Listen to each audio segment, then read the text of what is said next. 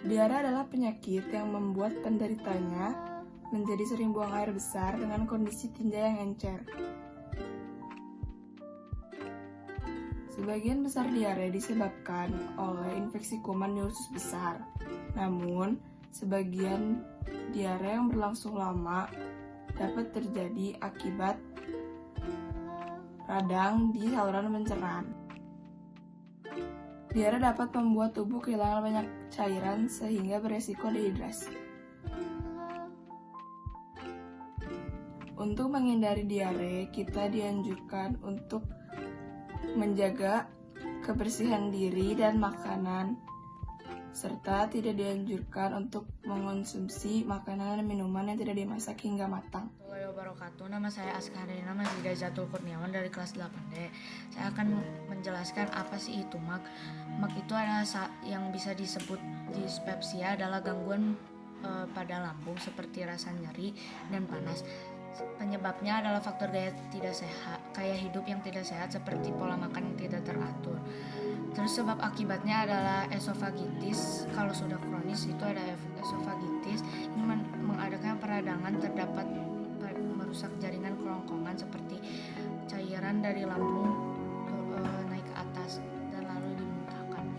Terus ada cara mencegah penyakit MAG ini adalah seperti pola makan yang sangat teratur, seperti makanan dalam porsi kecil dan secara perlahan, hindari makanan yang mengandung banyak asam dan lain-lain.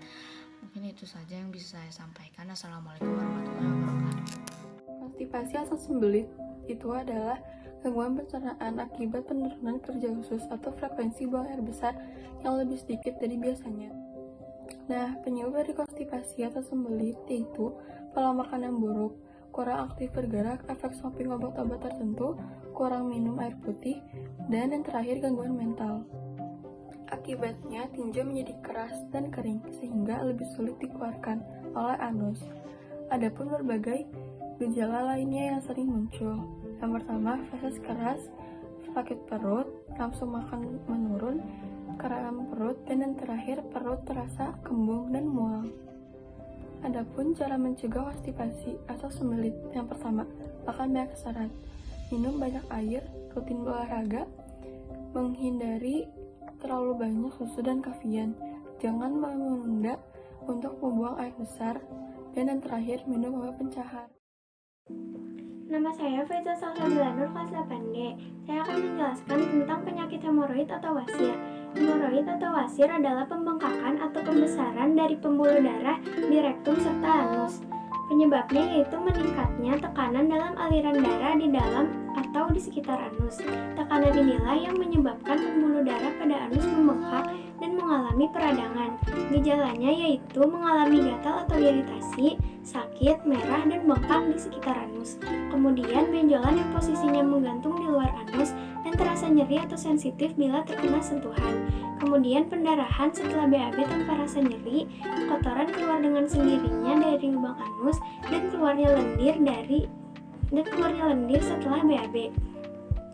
Cara mencegahnya yaitu mengonsumsi makanan yang kaya akan serat, minum banyak cairan, jangan mengajan berlebihan, jangan menunda BAB, berolahraga, hindari duduk terlalu lama, hindari mengangkat benda berat, dan jika hamil tidurlah dengan posisi miring. Apendisitis atau radang usus buntu, yaitu peradangan yang terjadi pada usus buntu atau appendix yang menyebabkan penderitanya merasakan nyeri di perut kanan bagian bawah.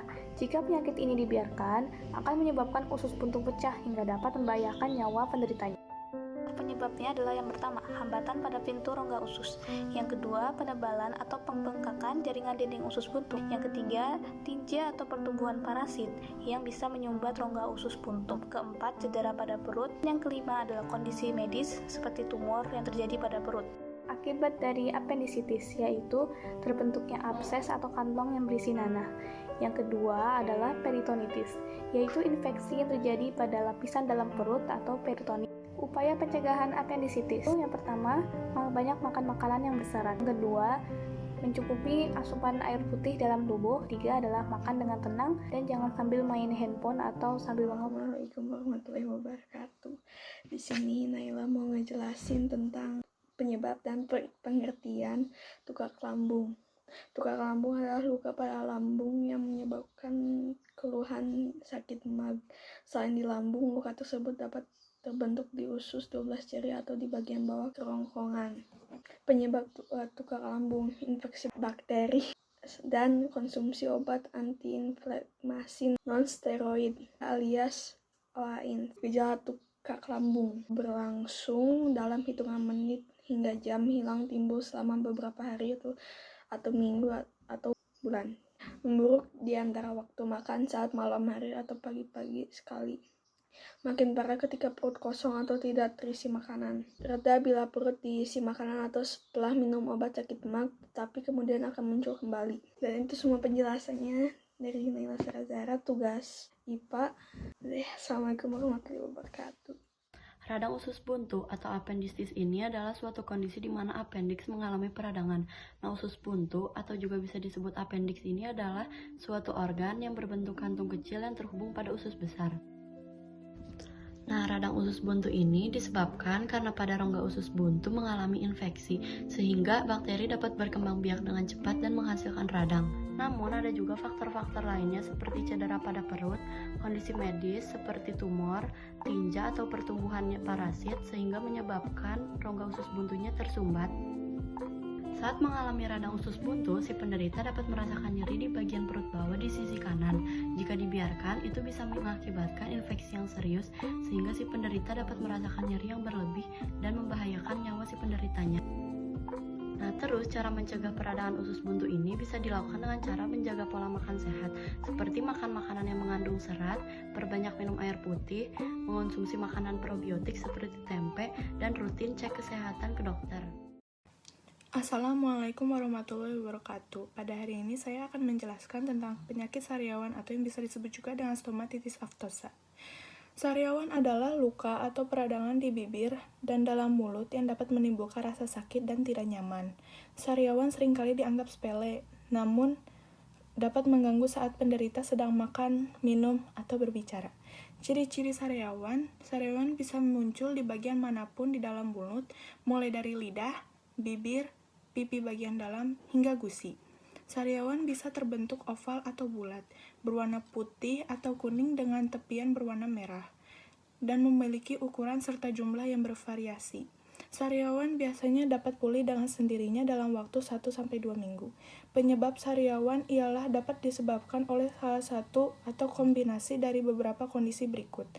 Cedera, seperti karena tergigit atau kesalahan dalam penyikat gigi, infeksi jamur, virus, atau bakteri di mulut atau di bagian tubuh lain karena penyakit autoimun seperti lupus, kondisi tertentu seperti perubahan hormon, kekurangan nutrisi, stres, perokok, dan faktor genetik.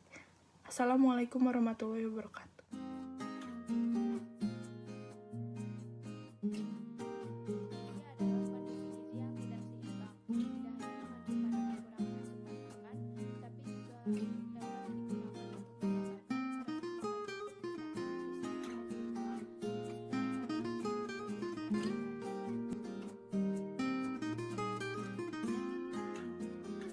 Penyebabnya antara lain asupan makanan yang kurang serta kekurangan ASI eksklusif saat bayi.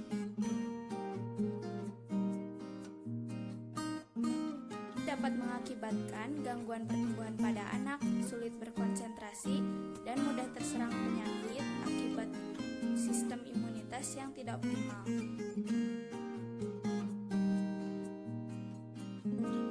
Dicegah dengan penerapan pola makan yang sehat dan seimbang.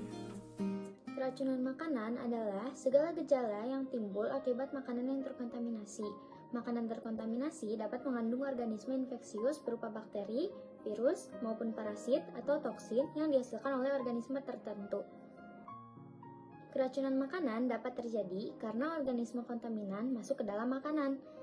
Contohnya seperti Salmonella, Campylobacter, Listeria, Clostridium botulinum, dan Escherichia coli atau yang kerap disebut E. coli merupakan organisme yang sering menyebabkan keracunan makanan. Biasanya, keracunan makanan sering dialami oleh orang tua, wanita hamil, bayi, anak-anak, dan para orang yang memiliki penyakit kronik seperti diabetes dan penyakit liver, serta sering juga dialami oleh orang yang menjalankan kemoterapi.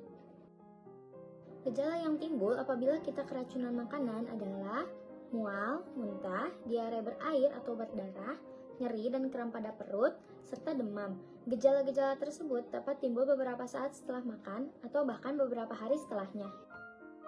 Ada beberapa cara agar kita dapat menghindari keracunan makanan, yaitu kita harus mencuci tangan dan alat-alat makan, memasak pada suhu yang tepat, menyimpan bahan makanan dengan tepat, serta membuang makanan yang meragukan. Contohnya, ada perubahan warna, bau, dan bentuk pada makanan.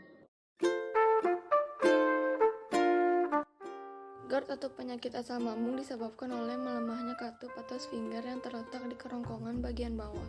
Normalnya katup ini akan terbuka untuk memungkinkan makanan dan minuman masuk ke lambung dan dicerna.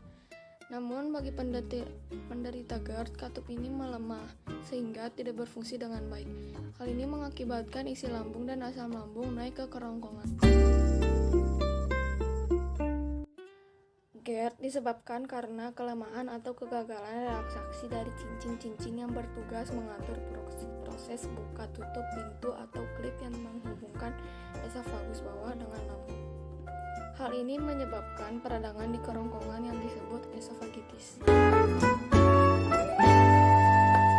Cara mencegah penyakit ini yaitu 1. Menghindari konsumsi daging secara berlebihan dan waktu singkat. 2. Jangan tidur 2 jam setelah makan. 3. Hindari makanan pedas atau asam. 4. Jangan sering meminum kopi, karena itu juga tidak baik untuk kesehatan. 5. Hindari makanan yang mengandung coklat. 6. Hindari stres. Dan 7. Kontrol berat badan.